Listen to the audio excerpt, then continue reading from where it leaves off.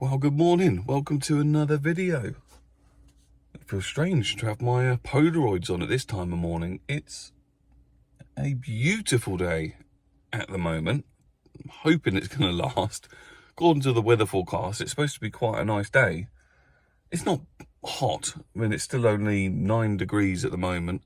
I got up a bit later than I was supposed to. I set my alarm for 6 and I ended up snoozing it for about half an hour or so. So yeah, it's 7 o'clock now in the morning, and I have arrived at the mecca of fishing, really, especially for carp fishing anyway. So I am at Yateley, on one of the Yateley complexes. So I'm on Yateley South Lake, or Yateley South Complex, I think it's called.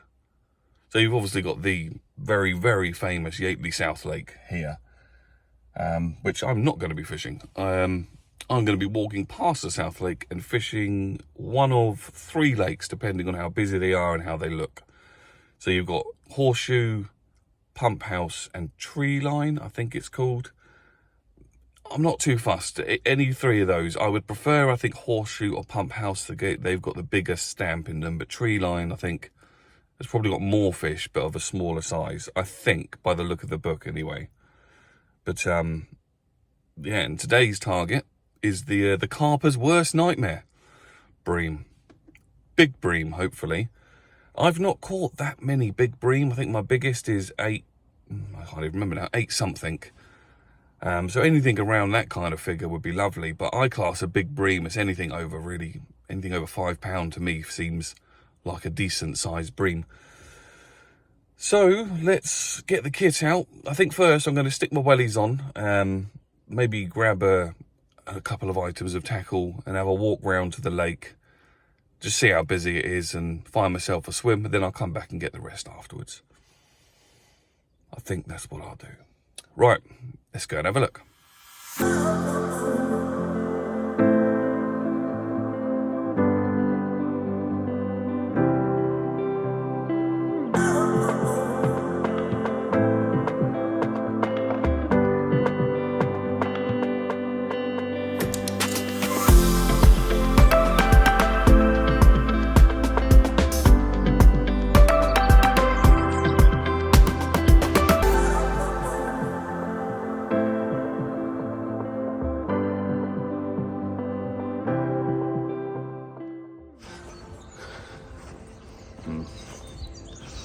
That's my fault for getting here so late, I suppose.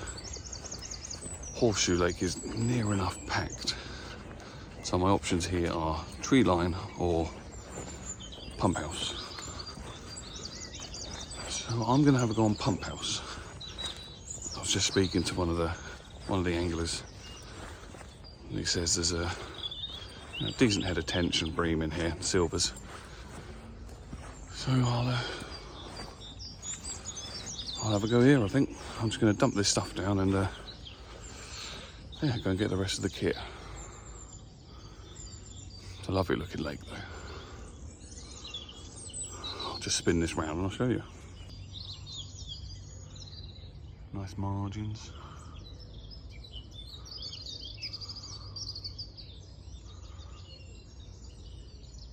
It's not a huge lake, but we'll see what happens.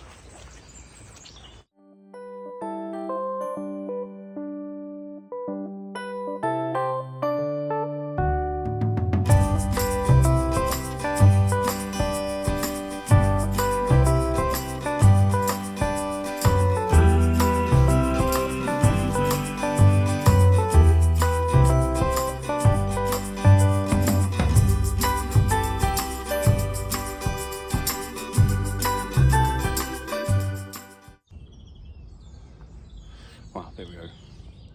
Rods are out. I'm going to speak fairly quietly, as there's a fair amount of people on the lake. I still don't really like talking in front of people. So yeah, rods are out. Left hand rod is on a flatbed feeder, cast straight out in front of me. Nice little hard spot. Well, I don't know how little it is, but it was a hard spot where it landed. And right hand rod's on a cage feeder.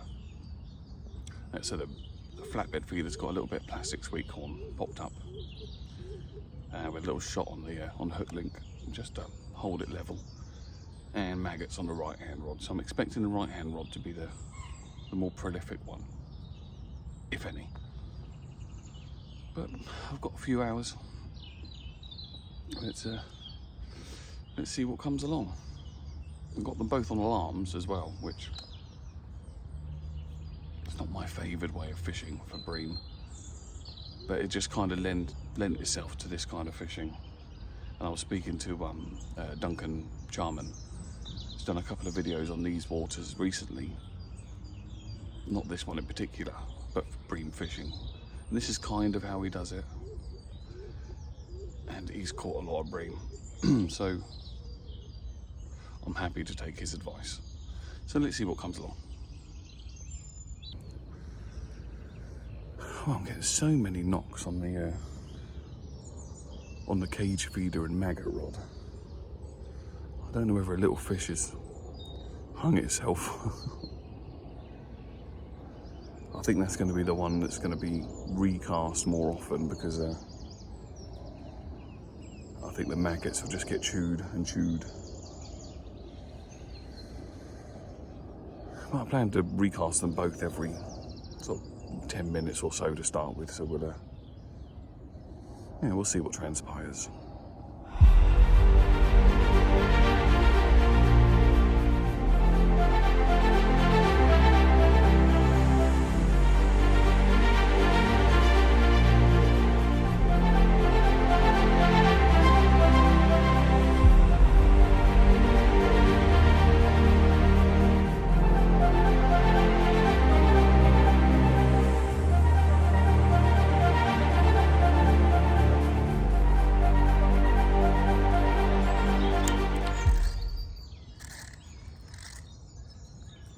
I'm going to give the ground bait feeder a little refill.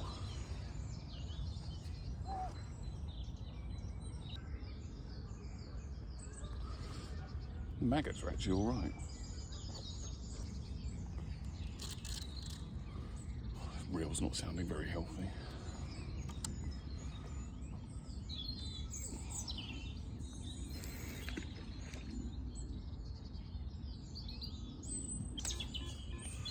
Now, I'm expecting the smaller stamper fish to be on the maggot rod. So I'm fishing that one fairly tight line. So the little fish have more of a chance of me actually seeing the bite. Nothing as of yet. Let's tighten the other one up a little bit.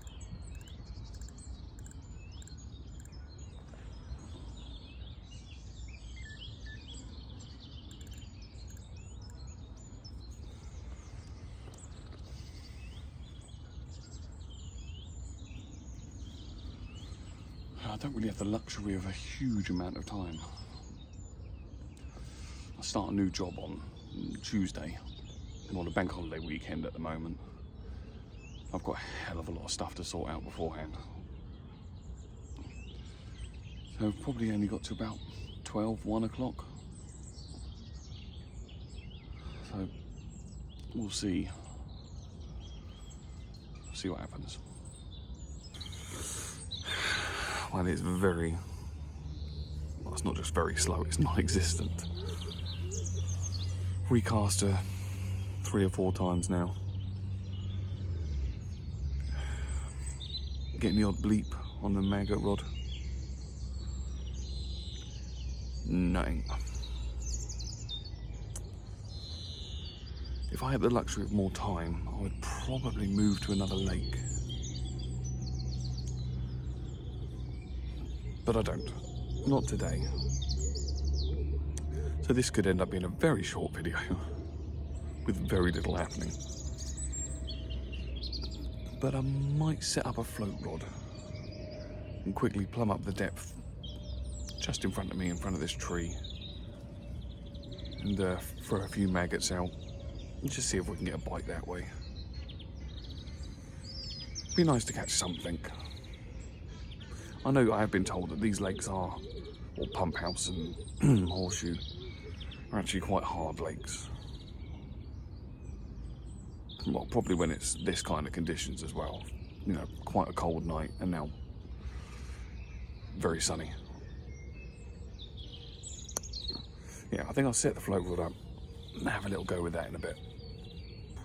Well, just changing the camera around to get a bit of a different angle, but it is a bit sunny this side. Well, not much has happened. I've set the float rod up. Whilst I was setting the float rod up, the maggot rod went, but only a very quick run and then stopped. And then the sweet corn, the plastic sweet corn rod, did exactly the same thing. Typical. Neither of them produced anything. So I've just left them where they are, and I'll probably keep them both in the water for about another half an hour. Then I think I'll bring in the maggot one, only because I'm going to be fishing with a maggot on the float. Then leave the plastic sweet corn one out there. Probably rebait it, then chuck it out, then get on the float and see if that produces something. It'd be nice to catch something, but to be fair, Robin just landed on my tripod. It's just an absolute pleasure to be fishing on the Yateley complex. Bar fishing, what was it called? Tri-Lakes, I think it's called, long time ago for pike. That's the only lake on the Yateley complex I've ever fished.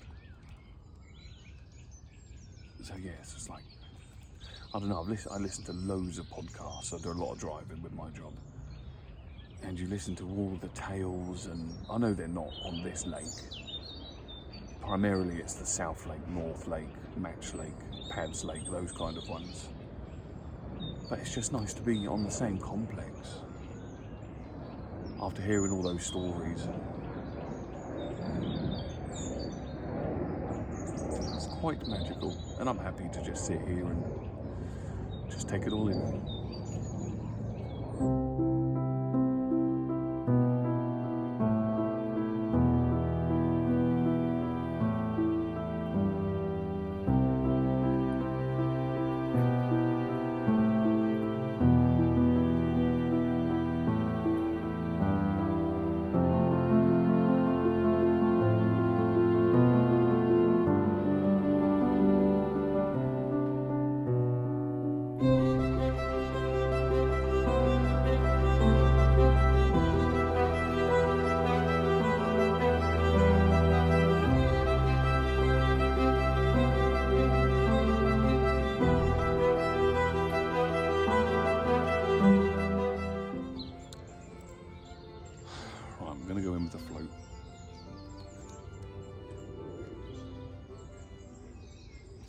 We're getting so many bites on the maggot feeder, although they're not turning into anything, but so little on the sweet corn that I've decided to leave the maggot one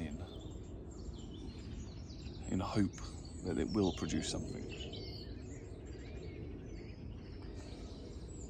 We'll give the float a go for a while. Even if we get some smaller fish, I'm not fussed. Also had to move the camera back to this side because the sun was a bit of a nightmare. Right, well, let's see if we can get something on the float.